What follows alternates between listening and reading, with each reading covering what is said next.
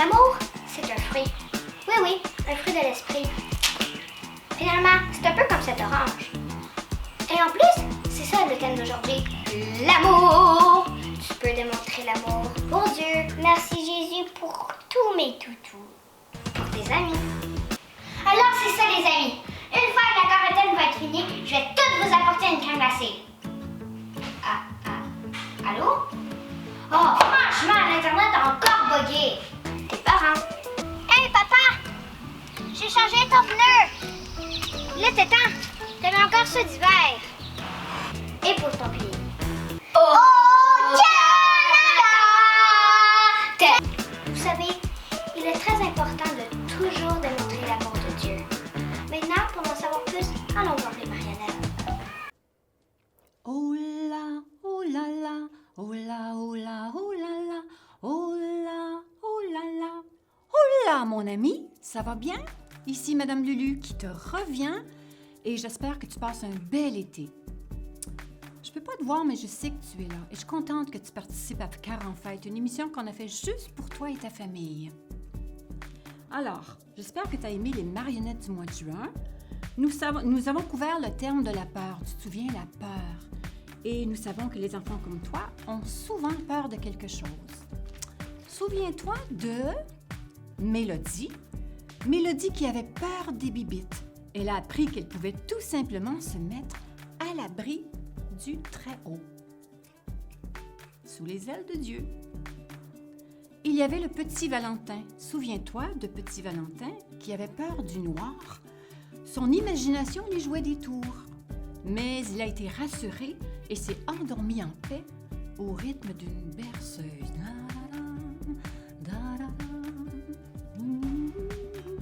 Il y a eu aussi la marionnette, la grande marionnette Sophie. Est-ce que tu te rappelles de Sophie? Sophie qui avait peur d'être abandonnée par ses parents, par ses amis. Mais elle a appris que quoi qu'il arrive, Dieu, lui, ne l'abandonnera jamais. Finalement, nous avons eu notre ami Gaston. Gaston qui avait peur du lendemain. Je ne sais pas pourquoi il avait peur du lendemain, parce que le lendemain n'était même pas encore arrivé. Et heureusement, le prince de la paix est venu libérer Gaston de toutes ses inquiétudes et lui a montré qu'il faut vivre une seule journée à la fois. Bye Gaston! Alors nous sommes déjà au mois de juillet. Le thème pour les prochains 9 épisodes, jusqu'à la fin du mois d'août, s'appelle « Le fruit de l'esprit ». Tu vas apprendre que le fruit de l'esprit comprend toutes les belles qualités que Jésus avait et qu'il t'a transmises à toi, enfant de Dieu. Tu sais que depuis que Jésus est monté au ciel, le Saint-Esprit est venu habiter sur la terre, dans chaque croyant comme toi et comme moi. Et c'est donc le Saint-Esprit qui anime ta nouvelle vie et qui produit en toi ce fruit qu'on appelle le fruit de l'esprit. Et par la grâce de Dieu, ce même fruit mûrit à l'intérieur de toi et la personne que tu es, c'est le résultat et celle que tu vas devenir aussi. Madame Lulu raconte son histoire sur le fruit de l'esprit qui est l'amour. Il était une fois une jolie petite fille qui s'appelait Zoé.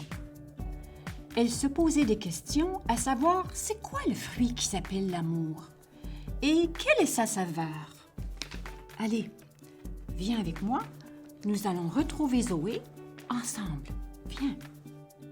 Bonjour mes poussinets, bonjour mes poussinettes, bonjour Zoé.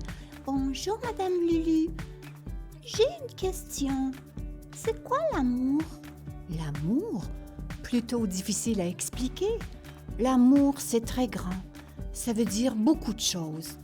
La première, c'est que Dieu est amour. Mais pourquoi cette question?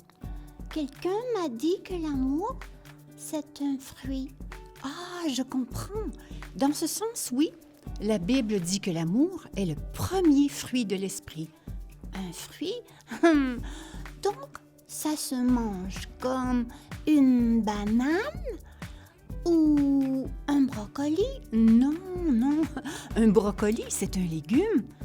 Ah oui, j'oubliais. Alors l'amour, c'est aussi comme Une belle orange ou un citron? Non, ce n'est pas n'importe quel fruit, tu vois. Quand une personne aime Jésus et lui donne sa vie, elle développe des belles qualités qui sont le fruit de l'esprit. Et l'amour est le premier et le plus important de ce fruit-là. Il y en a combien alors? 9. L'amour, la joie, la paix, la patience. C'est déjà beaucoup. Moi, je vois pas l'amour comme un fruit. Pour moi, c'est plus comme un parfum. Un parfum, c'est intéressant ce que tu dis. Mais oui, l'amour, c'est quand maman met du parfum et que papa met son nez dans son cou et lui dit tu sens bon, ma Joséphine. Ou c'est quand ma maman prépare le café de papa le matin. Avant de lui donner, elle prend une petite gorgée pour faire certain qu'il est bon. L'amour, ça se voit dans ces choses, hein, Madame Lulu? Et quand maman donne à papa le meilleur morceau de poulet, je vois bien qu'il y a de l'amour dans la cuisine. Et voilà, je vois que le fruit de l'esprit est dans ta maison, Zoé. L'amour se manifeste de plusieurs façons. C'est très fort, moi je le vois tout le temps. Comme chez mes grands-parents aussi. Mamie ne peut plus se pencher pour peindre ses ongles d'orteil. Alors, c'est papy qui le fait pour elle, même si lui aussi, il a de la misère à se pencher. Oh, quel bel exemple tu me donnes. J'en ai plein. Et même avec mon petit frère Mathis, je veux souvent l'aider à faire ses devoirs, même s'il me dit non, qu'il préfère se tromper tout seul. Je suis très patiente avec mon petit frère Mathis. La patience est aussi un fruit de l'esprit, Zoé. La Bible dit que l'amour est patient et bon. Il supporte tout, croit tout, espère tout, endure tout. Oh là là, ça fait beaucoup de tout. Exactement. Et j'ajoute que l'amour a une affection profonde pour les autres. Tu sais ce que ça veut dire? Oui, ça veut dire que je dois aimer les autres, hein, Madame Lulu? Moi, j'aime bien les autres, même ceux qui ne m'aiment pas. Et si quelqu'un n'a pas l'amour, il est comment donc? Quelqu'un qui n'a pas l'amour dans son cœur est souvent jaloux, égoïste, car il ne pense qu'à lui-même. Il ne pardonne pas et n'a pas un bon comportement. Je ne veux pas être comme ça. Moi non plus. Ce que toi et moi voulons est un amour qui cherche d'abord à penser aux autres. Si nous aimons notre prochain, toutes les autres qualités qui font partie du fruit de l'esprit vont s'intégrer très facilement. La joie, la paix, la patience, la bonté. Ah, voici mon chien Nelson. Nelson me donne beaucoup d'affection, beaucoup d'amour. Il me lèche partout dans le visage, même après que je l'ai laissé seul toute une journée, hein, mon beau Nelson. Ouais, ça aussi, c'est l'amour. Même les chiens peuvent en donner. Alors, tu dis au revoir aux amis, Zoé? Oui, bye bye, Poussinet. Soyez gentils et remplis du fruit de l'esprit. Pas de banane, d'orange ou de citron, mais remplis d'amour. Et pour vous aussi, mes poussinettes, allez, mettez-vous du parfum et faites-vous sentir.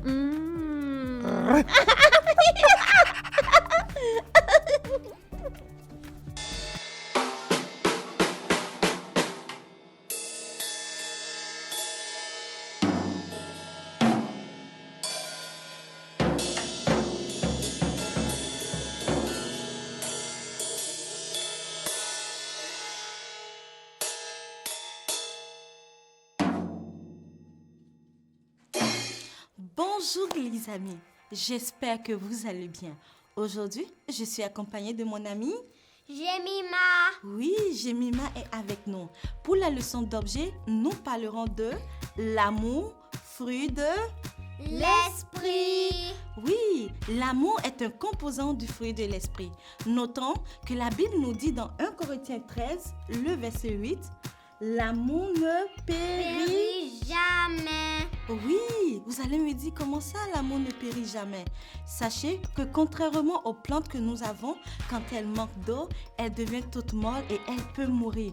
Mais la Bible nous dit que l'amour demeure. L'amour doit demeurer toujours. Chaque matin, chaque midi et chaque soir, l'amour doit demeurer dans notre cœur. J'ai une question pour toi. Qu'est-ce que l'amour pour toi? Ah, je demande à mon amie Jemima. Allô Jemima, dis-moi, c'est quoi l'amour pour toi? C'est quand j'aime ma mère et mon père. Waouh! Pour Jemima, l'amour, c'est lorsqu'elle aime papa et maman. Pour toi, c'est quoi l'amour? Et dis-moi, est-ce que tu as pu observer l'amour autour de toi, comme Zoé, à l'école, à la garderie et même à la maison? Pourquoi pas à l'église? Comment pratiques-tu l'amour autour de toi? Comment tu manifestes cela? C'est ce que nous allons essayer de décortiquer aujourd'hui. Notons que l'amour représente le caractère premier de Jésus. Qu'est-ce que le Seigneur nous a dit? Il nous a dit de nous aimer les uns les autres. Ne l'oublie pas. Il faut que tu aimes tes amis, tes parents. Pourquoi pas même partager tes jouets avec tes amis? Ils en ont besoin. C'est pourquoi je vais t'emmener à faire cette petite expérience avec moi. Ok? Nous avons cette orange avec la pelure qui est représentée ici aussi. Et j'ai des lettres alphabétiques ici. Parce que nous parlons du fruit de l'esprit. Et le premier composant que nous avons dit, c'est l'amour. Mais le fruit de l'esprit est composé en général de 9 parties. Donc, nous avons dans le fruit de l'esprit la lettre J qui représente la Joie. Nous avons la lettre P qui représente la Paix. Nous avons encore un autre P. Et ça représente la Patience. Super. Nous avons la lettre B qui représente la Bonté. bonté. C'est très bien. Nous avons encore une lettre B. Et ça représente la bienveillance. Super. Nous avons la lettre F qui représente la fidélité. Nous avons la lettre D qui représente la Douceur. Et nous avons la lettre M qui représente la maîtrise de soi. Et tu vois, l'amour, le fruit de l'esprit est composé de toutes ces lettres. Nous n'avons pas parlé de la lettre A qui représente l'amour. Donc l'amour est un peu comme caractérisé par cette pelure d'orange. À l'intérieur de l'orange, nous avons des tranches. Quand nous enlevons, nous avons chaque quartier d'orange. Et ces quartiers peuvent représenter chacune une lettre de notre alphabet. Ok? Et cette pelure représente l'amour. L'amour enrobe tous les quartiers d'orange. Note aussi que dans la Bible, dans le livre de 1 Corinthiens toujours, 13, verset 13, ça nous dit: maintenant donc, ces 3 choses demeurent: la foi, l'espérance, l'amour. Mais la plus grande de ces choses, c'est l'amour. L'amour est la plus grande. Et si tu te dis aujourd'hui: mais je n'ai pas l'amour dans mon cœur, c'est difficile, comment je fais pour l'avoir? Ne t'inquiète pas, nous allons te parler. Par le Saint-Esprit, en ton cœur, tu peux recevoir ce fruit de l'esprit et recevoir l'amour et tous les autres composants ici. Je prends ces raisins et je te dis: qu'est-ce que tu veux? Si c'est un morceau de joie, tu peux l'avoir. Un morceau de paix, tu peux l'avoir. Un morceau de douceur, tu peux l'avoir. Mais c'est pas facile parce que toujours nous sommes tentés d'haïr, nous sommes tentés de ne pas pardonner. Mais notons que le Seigneur nous demande de pardonner. Le Seigneur nous demande d'être doux. Et on va faire ce chant et on fait la prière. Ça te dit, Jemima, on chante la chanson? Si j'ai donné mon argent, si j'ai donné tous mes biens, si je n'ai pas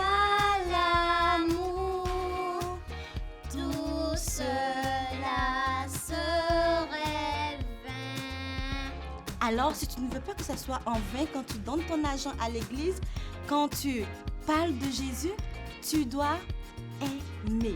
L'amour doit habiter dans ton cœur. C'est pour ça que je t'invite, mon ami, à faire cette prière avec moi. Ça te tente? On baisse la tête.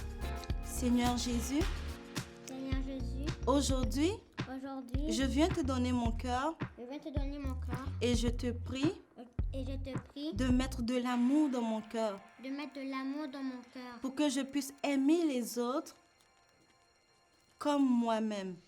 comme moi-même. Au nom de Jésus, Jésus. Amen. Amen. Amen. Bye les amis. Et Au n'oubliez revoir. pas, il faut avoir de l'amour en tout temps. Au revoir. Bonjour les amis, bon dimanche. Déjà le mois de juillet. Mon doux que le temps passe vite. Aujourd'hui, j'ai un bricolage pour vous qui se sert d'un carton de... ceci étant le chocolat, tu peux utiliser 1 litre, 2 litres, 500 millilitres, comme vous voulez. On va faire un bateau. Peux-tu voir un bateau qui se transforme d'un carton de lait? Je vais vous montrer comment faire. Si vous avez à la maison un carton qui vient des fois avec des bouchons ou le bec. Moi, j'en ai un avec un bec pour vous montrer qu'il va falloir le coller. Mais avant ça, il faut laver bien ton carton. Tu veux que ça soit bien rincé, lavé et bien séché avant de commencer ton bricolage. On va mettre la colle ici au bec et on va mettre un petit pince sur le bec pour le tenir en place pour que ça sèche bien avant de tout commencer. Tu vas le laisser sécher de côté, mais on est à la télévision, ça fait qu'on continue. On va faire semblant que c'est déjà collé. On va commencer avec du ruban. Puis le ruban se sert seulement comme décoration. Si tu veux le peinturer et après ensuite mettre ton ruban transparent, ça peut aller aussi. Donc, on va juste mettre le ruban, puis on va l'envelopper. Tout le carton au complet.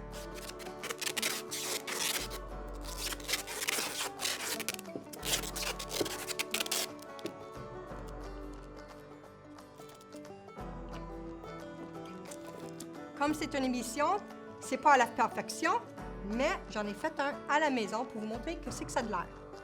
Ici, le beau bateau que vous allez faire chez vous. J'ai déjà fait le ruban et ensuite, ce que je fais, c'est que je fais un rectangle et je vais le découper, comme vous voyez ici. Je l'ai découpé. Et le rectangle va se servir comme ta voile. Donc, 2 pierres un coup. Ensuite, vous allez avoir une paille. La paille ça va tenir ta voile en place. Donc, vous avez besoin de faire 2 incisions avec tes ciseaux. Tu vas faire une petite coupure en haut puis une petite coupure en bas. Ensuite, tu vas enfiler ta paille comme ça.